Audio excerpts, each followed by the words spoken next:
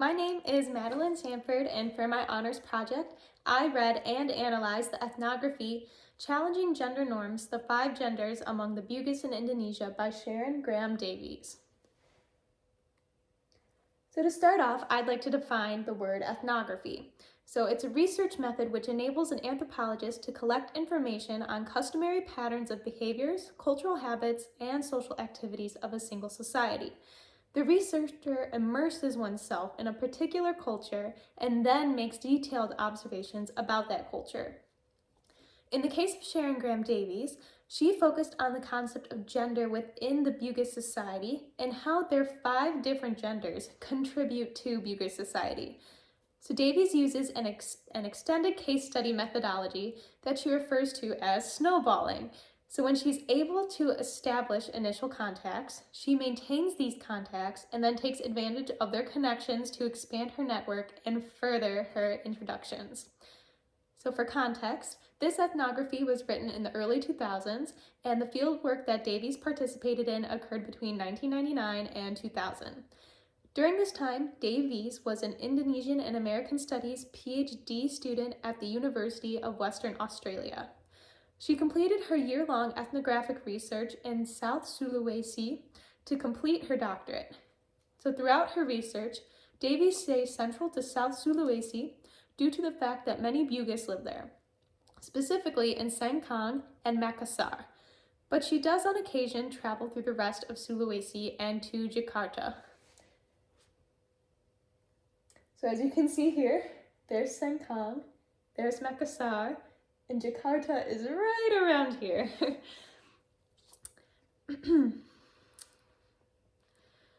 So the particular purpose of her research was to bring awareness to the gender diversity among the Bugis, who are the largest ethnic group in South Sulawesi, Indonesia, specifically to Kalalai, Kalabai, and Bisu. So to enable readers to imagine subjectives that are not contained by dichotomous gender categories. So for an introduction to Bugis culture, it's important to note the difference between sex and gender. For sex, there are only 2 biological sexes, which are female and male, while gender is a social construct that can have many different implications. So for the Bugis, there are 5 different genders, which are man, woman, Kalalai, Kalabai, and Bisu. While the translation from Bugis to Indonesian to English, from Bugis and Indonesian to English, for man and woman is basically the same, Kalalai, Kalabai, and Bisu have no English equivalent. In addition to this, they are all called or identified with many different names throughout South Sulawesi in both Bugis and Indonesian. So for simplicity's sake and to avoid offensive terms, Davy uses Kalalai to refer to female-born individuals who do not act within the Bugis social constructs for women.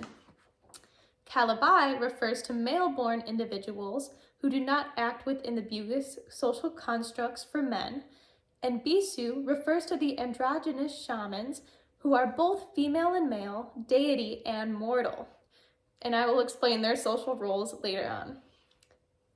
So because Bugis and Indonesian do not have gender-specific singular third-person pronouns such as she, her, hers, and he, him, and his, like in English, Davy refers to Kalalai, Kalabai, and Bisu as S/he or she, he, and HIR throughout the book. So in Bugis language, age takes precedence over gender, and only if clarification is needed is the gender of the person referenced. So this shows that age holds more significance than gender in Bugis society. Another really important concept that I'd like to mention is the concept of Siri. This is a Bugis concept that literally translates to shame and a sense of honor at the same time. So a woman is seen as embodying her family's Siri, and if her Siri is damaged, then her entire family will all feel Siri or disgraced. I'll go into further detail on Siri and how that relates to the 5 genders later on. Another important aspect that I'd like to mention is how the Indonesian government and Islam influences the Bugis society and their genders. So the Indonesian government only recognizes heterosexual relationships, and only once a woman is married to a man and has produced children, then she can be finally recognized as a citizen. In addition to this, many Bugis are Muslim. So Bugis traditions and Islam combine to create their own culture, especially in relation to gender.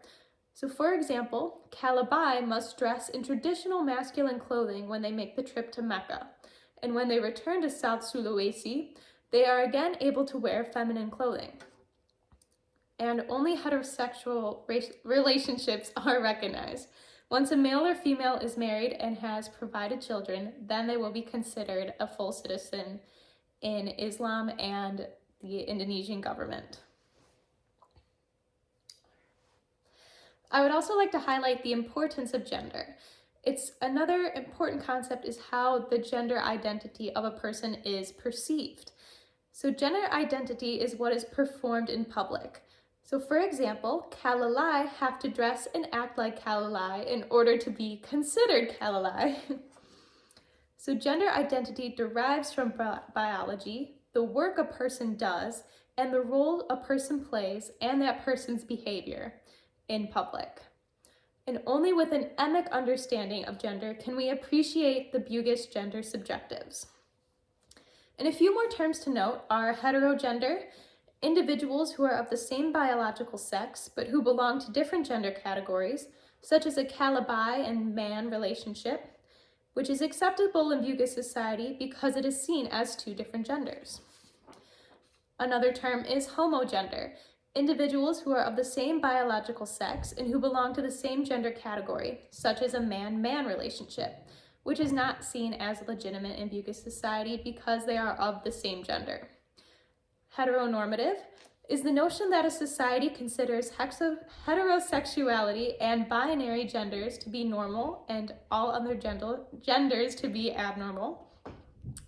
Gender fluidity is where the lack of strict differences between women and men allow female-bodied people to take on aspects of a man and vice versa. So while biology and the strictness of Bugis gender ideals never seem to be forgotten, Davies explores the possibility that this means that individuals who do not conform to strict gender types were then seen as a different gender altogether, leading to Kalalai, Kalabai, and Bisu.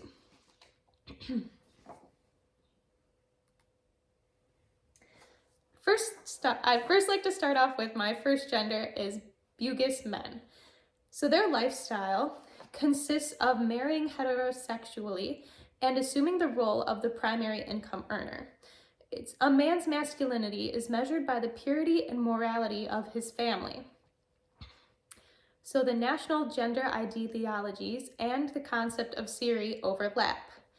Men are only considered to be complete when they marry heterosexually, father children, become head of their household, provide food and income, and represent their family in the public arena. Behavior and clothing. Men are expected to be a person densely filled up, which means that they have accomplished much and their Siri is intact. Men are expected to have a good sense of reason, authority, self-discipline, a degree of refinement and nobleness, a physical strength, and aggression. Some of their duties include getting an education, traveling far from home and returning wealthy, and becoming economically successful. Their clothing consists of a sarong, which is folded at the waist, or Western clothing. Social and ritual rules. So concerning Siri, sons are taught not to cry in public in order not to bring shame upon their family, because men are meant to be seen as very physical, dominant people. They're supposed to be strong, aggressive, and successful, and it's the responsibility of male relatives to restore their honor if their family Siri has been damaged. Their masculinity is defined around protecting and avenging challenges to a family Siri. They don't really play any significant part in rituals concerning gender, except to be a bridegroom in weddings. And men's sexual practices. They're taught to be virginal before marriage, but it's not really enforced, especially as much as for women in Kalalai. And men are also supposed to be sexually assertive. Their erotic desires are supposed to consist only of women, but many men enjoy the company of Calabai, which is frowned upon by society, but not as much as a woman enjoying anyone other than a man. The next gender I'd like to touch on is Bugis women. So their lifestyle is in complete opposition to men. Women are seen as having less of a sense of reason than men. They're also seen as passionate, emotional, and as ineffective family heads. The author does note that in practice in Bugis society, women as family heads prove to be very effective. Women are also responsible for the upkeep of the household. They must make sure their house is clean and their family is well fed. In addition to this, Muslim women in Indonesia have much more economic independence than Muslim women in the Middle East, and they receive primary and secondary schooling like Bugis men. For their behavior and clothing, women are expected to attract and support and protection of a fulfilled man. Marriage is of the utmost importance. It allows women to legitimately have children and achieve the revered Bugis status of Indo, meaning mother. Marriage allows females jeopardize their family series by not marrying heterosexually.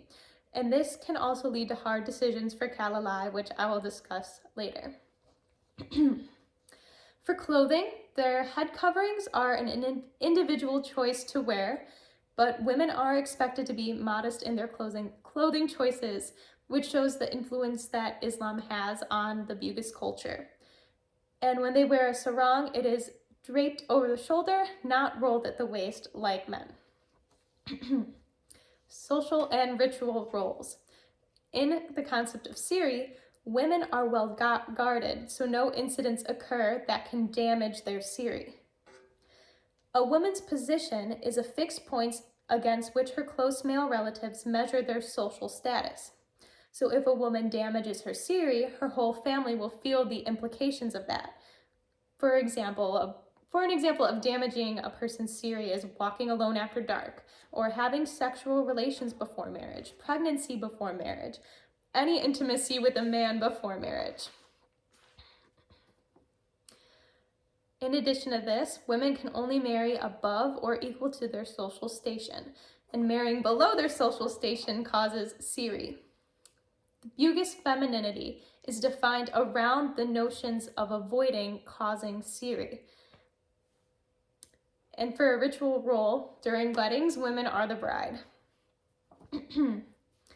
At least concerning gender. And for sexual practices, they are supposed to have no intimacy before marriage, and they are supposed to be sexually demure. And the erotic desires, they're only supposed to desire men.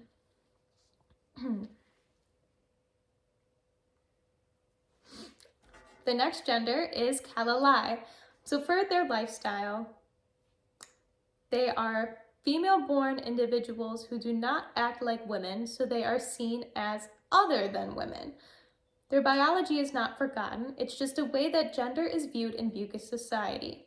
How you perform in public is the way that you pronounce your gender and are viewed. Daila, a Kalalai, always refuses her parents' arranged matches. Even though Daila presents a masculine self, the fact that he is female is never forgotten, and the responsibilities that many Bugis see as part and parcel of being female, such as bearing children, are never ignored. Page 53. Kalalai typically take jobs for men, like physical labor, and take on the attributes that are valued in men, like success, and traveling far from home and returning wealthy. And very few females identify as Kalalai because of the strict ideal notions of womanhood for Bugis women, for Bugis females. So if females do not conform to these ideal Bugis and Islamic notions, they have a hard time creating a productive role in society. Following the model of masculinity allows Kalalai to gain some level of social acceptance. So Kalalai take on many ideals of masculinity because of this. For example, Maman, a Kalalai, is very masculine in appearance and does hard labor. He wears trousers and shirts and has slick short hair. He works in the rice fields, travels alone, and does blacksmith work with her father. While many families feel Siri due to their Kalalai children, Maman's father is proud of their achievements. Every surface in his house was covered in photos of Maman, according to the author. In accordance with Siri, Kalalai's assertive and sometimes aggressive behavior can cause their families to feel great dishonor. They also remain unmarried in a legal sense, which is the primary Bugis ideal for females, to become married and to bear children. So their families feel great Siri because they do not become married or bear children in the legal sense. An example of a solution to this problem is demonstrated by aunts, a Kalalai who married a Kalabai. They have children together and are technically recognized by society because they are a union between a male and a female. The only difference from a man-woman relationship is their gender, where their gender roles are flipped. So more Siri is felt for Kalalai than Kalabai because of the strictness in female ideals in Bugis and Islam over males. And so during Davy's research, she mentions that many people that she asked about Kalalai often pretended not to know what she was talking about. She assumed this was to prevent the Kalalai's family from feeling Siri. Though when she talked to people who actually knew Kalalai, the majority were supportive and were eager to share their experiences and information. It's also hard for Kalalai to take on social roles within a society because they are competing with men who have more power within the community due to their gender. And Kalalai do not have any roles in rituals concerning gender that are touched upon in this ethnography. To get into sexual practices, lines is a type of person that I would like to talk about. So lines are females who feel like a woman, but who is not sexually attracted to men. So Daila, a Kalalai, states that lines are the most assertive partner and that they are always the first to ask for sex. This challenges gender norms and destabilizes the idea of Kalalai masculinity by lines being sexually assertive. It also contradicts the gender norm that men are sexually assertive and women are sexually receptive. Another example I'd like to touch on is Maman, as mentioned before, is a Kalalai, and they have had many girlfriends. He has had many girlfriends. Maman's ex-girlfriend visited Maman's house while Davies was there. Mina, the ex-girlfriend, was forced to get married to a man and bear his children in order to prevent her family from feeling great shame. So when she ended her relationship with Maman, although they still care for each other, so this shows that the struggles that Kalalai face specifically because they are biologically female, but are not aligned with the Bugis idea of feminine society. And some Kalalai differentiate themselves from women by refusing to be sexually entered. He believes that it is the role of Kalalai to sexually enter their partners, as they do not want to be sexually entered, as it is seen as a very feminine and the role of women in sexual partnerships. And for erotic desires, many Kalalai desire women. And while in my earlier example, Anne's married a Kalabai, this was mostly for a societal role and to bring about children rather than any erotic desire. Next, I'd like to talk about Kalabai, which literally translates to false woman. They are biological males who enact a type of femininity that Bugis women do not perform. Page 63. To elaborate on that, many calabai work in salons as hair and makeup stylists, performers such as singers and dancers, wedding organizers, dressmakers, etc. They're able to make money, especially as an Indo-bating, or a wedding mother. Calabai feminize their body as a way to express themselves and differentiate themselves from Bugis women. Calabai are in high demand to perform at weddings, festivals, and birthday parties, which shows Bugis society's acceptance of calabai. Behavior and clothing. For clothing, calabai follow the Western ideals of femininity over the Bugis images of femininity. For example, they grow their hair long, they wear makeup nearly every day, and beauty, appearance, glamour, and style are important constructions of identity. In addition to this, breasts are a way of signifying femininity, which is why calabai wear padded bras. Calabai who do not wear padded bras may be derided by her friends. For example, Tilly, a calabai, removed the padding of her bra as a joke and proved that she/he is not female and that she/he could have fun with her femininity.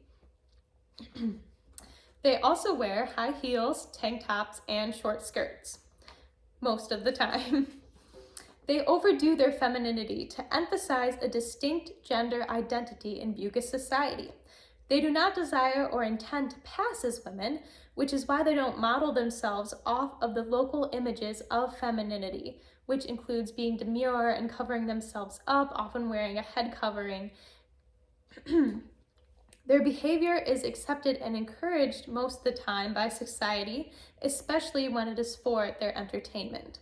So during a festival, calabai perform routines in miniskirts that include a lot of erotic humor. But when a female singer performed after them, dressed in similar clothing and performing similar dance moves, many of the people in the crowd left, showing the Bugis idea that because calabai are males who have an image of femininity and act with feminine actions, they're different than a female who identifies as a woman. And so they approve of the racy and erotic dance moves that a calabai does, but not as a female, because they are a female woman.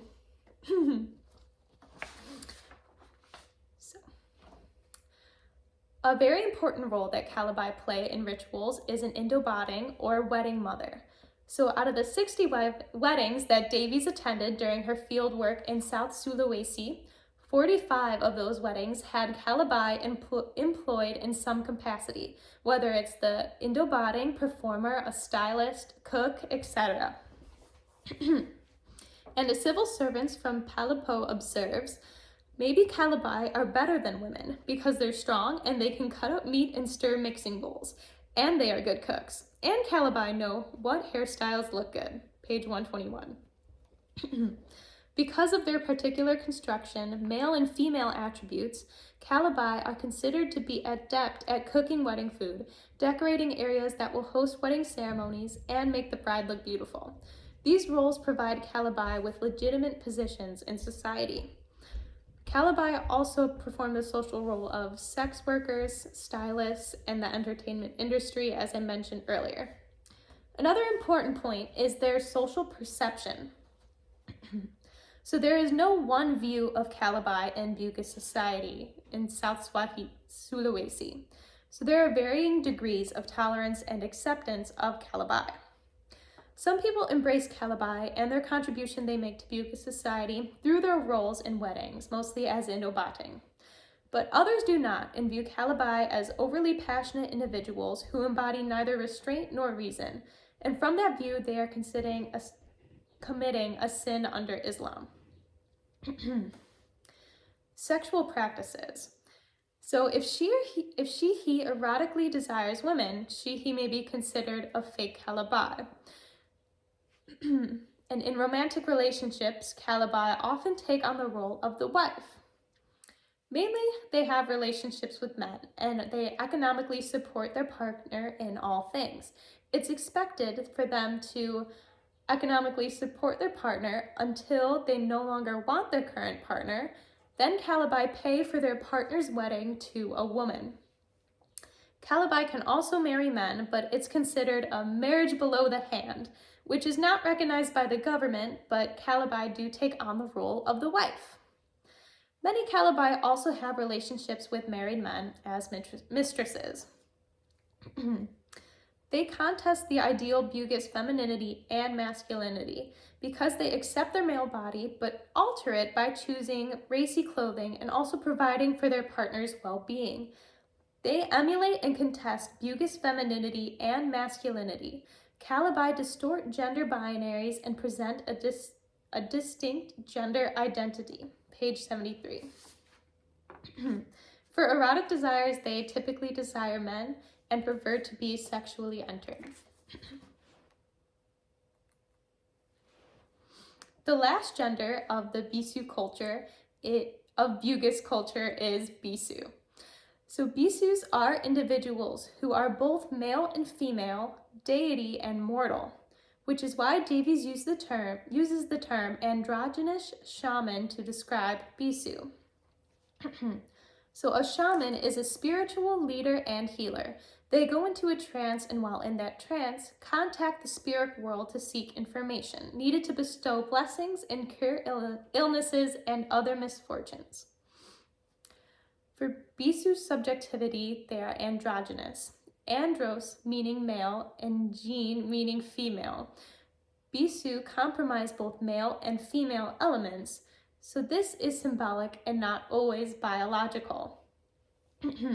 This is similar to the concept of someone who is non-binary, but as non-binary people are considered to be neither female and male. Bisu are both female and male at the same time. They are also considered to be part deity. So before birth, while most people divide into female and male, Bisu do not, and they remain as a combination of both female and male. Their origins are thought to stem from the spirit world, and when they descend to earth, they become part mortal, in addition to remaining part deity. So in this way, they are female, male, deity, and mortal. Bisu must also forego all earthly desires. They perform many rituals in their own home, and they travel to other places in order to perform these rituals, which is their main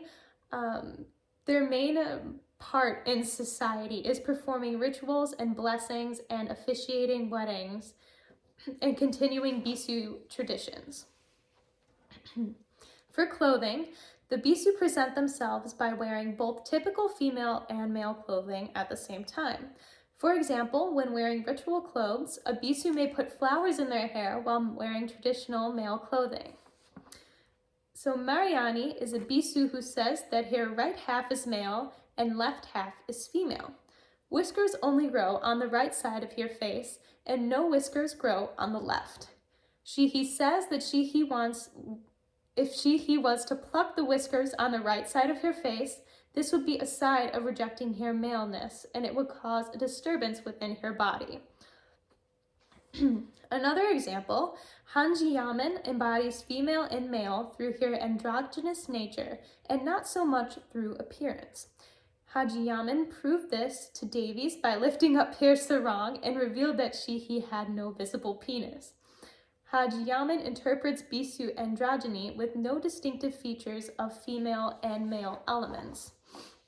Here Yamen also stated that in order for a Bisu to be a Bisu, they could not show any physical signs of genitalia. In social and ritual roles, Bisu are present in many ritualistic roles, such as marriage officiants, midwives, and giving blessings. As marriage officiants or organizers, they're the only individuals who are able to perform certain aspects of the marriage. And they are present throughout all aspects of the marriage ceremony and everything leading up to the marriage ceremony. It's only through Bisu that the Bugis people can contact the spirit world and transfer the blessings needed in order to perform a marriage. They also have an extensive knowledge of Bugis traditions and genealogies, and they're also conferred with for advice on how things ought to be performed or matches that should be made based on genealogies. Weddings also provide Bisu with a way of making a living as a recognized position in contemporary Bugis society. Another ritualistic role that Bugis play are midwives, which isn't really what they are because midwives is typically associated with females in our society, but there really isn't a better equivalent in English. But Bisu, they are only referred to as midwives because it's the only English equivalent to the role that they play in birth. Bisu also participate in blessings such as fertility, health, safe journeys, and safe journeys specifically to Mecca, which they call upon a dawat or a spirit to bless the person who wants to travel on their journey to Mecca in order for them to be allowed to go on this journey and be ensured that it will be safe. Another ritual that they perform is a self-stabbing ritual. This proves possession by a dawat or a spirit. If Hir can successfully stab herself without piercing the skin, then they are successfully possessed by a spirit. If they pierce the skin, then they are fully mortal or the spirit is not very strong. Once proven that they are possessed by a spirit, Bisu are allowed to go forth with the ritual as they have blessed it. In different areas, different rituals are used. So some Bisus walk through fire in order to prove their possession. If their feet aren't burned afterwards, then it confirms that spirits are protecting them and they can go ahead with the blessing. In addition to this, Bisu have their own sacred language called Baha Bisu, which translated to the language of the ancients or language of the gods. And I'll touch on this part of their language again later. But in their initiation ritual, this happens by their early teens or younger. Individuals should be aware that they are Bisu or not, typically through a gene. But there was another example that Davies used where an individual had female and male genitalia, and so they were automatically knew that they were Bisu through this because they embodied both female and male physically. So by their teens or younger, young Bisu go to a special house where many Bisu live to learn about being a Bisu. They are not taught their sacred language. And if a Bisu candidate has not already been taught this language through a dream, then he is not a true Bisu. So their language is called the language of the gods or the language of the ancients because it is taught to them not through word of mouth, but through their dreams. And Bisu candidates study all Bisu ritual dances, chants, and proper offering arrangements, various rituals and prayers, and religious artifacts, and how to use them. And a Bisu candidate's final rite of passage occurs over a 3-day and 3-night long period. The Bisu is in a state of semi-consciousness on a wooden raft that is launched into a river, and after 3 nights, he is bathed in the river and ordained a Bisu. The spirit of the Bisu rises to the heaven, Mariana says. While there, the Bisu ask permission from Dewata to become a true Bisu. Only a real Bisu who embodies both male and female and mortal and deity elements is able to make this journey. Page 92. So that completes the Bisu initiation process. Also, Bisu are able to coexist with Islam and the Indonesian government because their role in society is seen as a part of traditional culture that is separate from their religion. Their practices are seen as an extension of Islam and do not go against their beliefs because of this. In addition, many Bisu are devout Muslims. Bisu provide blessings to ensure the prosperity of a community. The ability of a Bisu to perform such roles hinges on their capacity to combine male and female attributes and also their ability to maintain a close link with the spirit world, specifically in combining male and female qualities that we see in the importance of gender considerations in understanding Bisu identity. It is the combination of male and female elements contained within a Bisu's embodiment that enables them to mediate with Dewata and be conduits of blessings from Dewata. In light of sexual practices, Bisu are abstinent from sex of any kind. And they are not allowed to expel any bodily fluids such as semen or menstrual blood.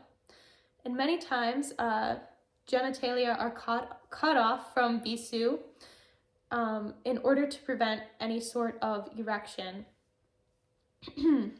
And in terms of erotic desires, Bisus are seen to be above any sort of erotic desire. So, to conclude, because all 5 genders perform productive roles within society and their genders are distinct from men and women, Kalalai, Kalabai, and Bisu are their own separate cultures with their own productive roles within Bugis culture. Here are some references. Thank you very much.